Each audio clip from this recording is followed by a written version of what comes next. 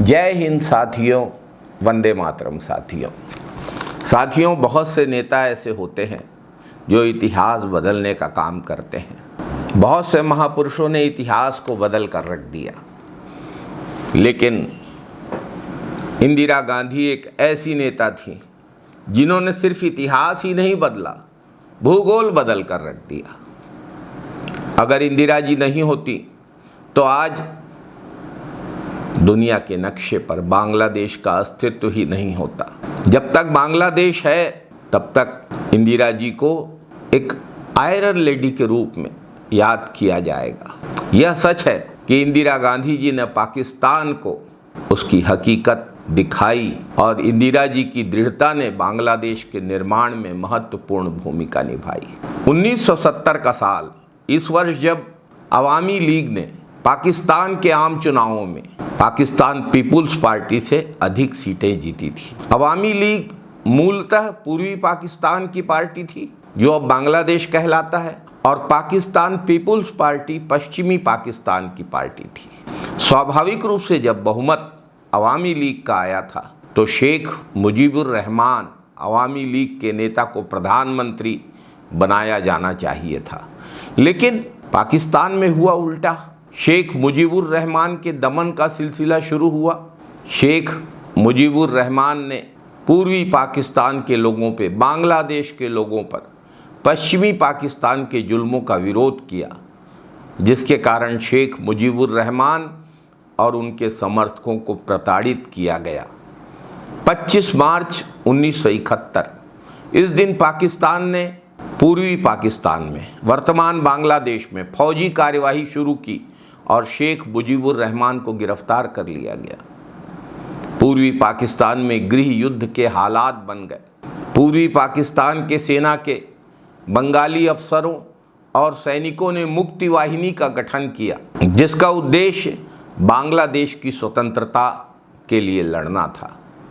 जब पाकिस्तान ने पूर्वी पाकिस्तान में निहत्थे नागरिकों पर अत्याचार करना शुरू किया, तब भारत की प्रधानमंत्री इंदिरा गांधी ने अंतर्राष्ट्रीय समुदाय से इस पर ध्यान देने की अपील की, लेकिन जब कोई मदद के लिए आगे नहीं आया, तब इंदिरा जी ने निर्णय लिया कि भारत इसे मौन रहकर नहीं देख सकता, भारत को इस मुद्दे में हस्तक्षेप करना होगा।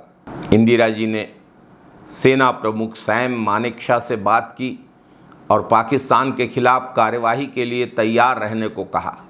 मानेकशॉ ने कई मामलों में असमर्थता भी व्यक्त की, लेकिन इंदिरा जी के दृढ़ संकल्प ने उन्हें सक्रिय होने और सक्रिय होके बांग्लादेश को आज़ाद कराने के लिए काम करने के लिए प्रेरित किया।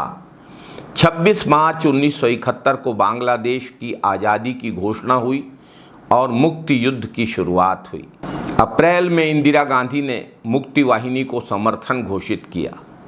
इससे पाकिस्तान ने भारत पर हमले शुरू कर दिए, लेकिन अंततः भारतीय सेना की कार्यवाही के आगे पाकिस्तानी सैनिकों को निशर्त आत्मसमर्पण करना पड़ा।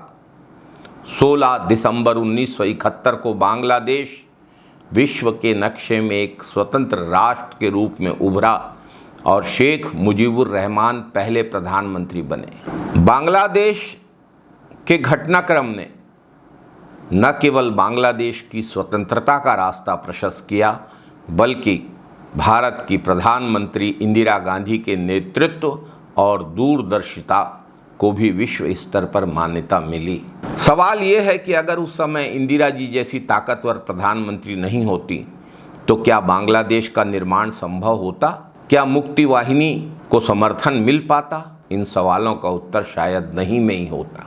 इंदिरा जी के साहस और निर्णय क्षमता ने इतिहास की धारा को बदल कर रख दिया, भूगोल को बदल दिया। इंदिरा जी की विरासत आज भी जीवित है। इंदिरा जी की विरासत हमें यह सिखाती है कि सही नेतृत्व और दृढ़ता से बड़ी चुनौती का सामना किया जा सकता है। इंदिरा जी का ध्येय वाक्य था, एक ही रास्ता, कड़ी मेहनत, दूरदृष्टि, पक्का इरादा और अनुशासन। जय हिंद साथियों, वंदे मातरम साथियों।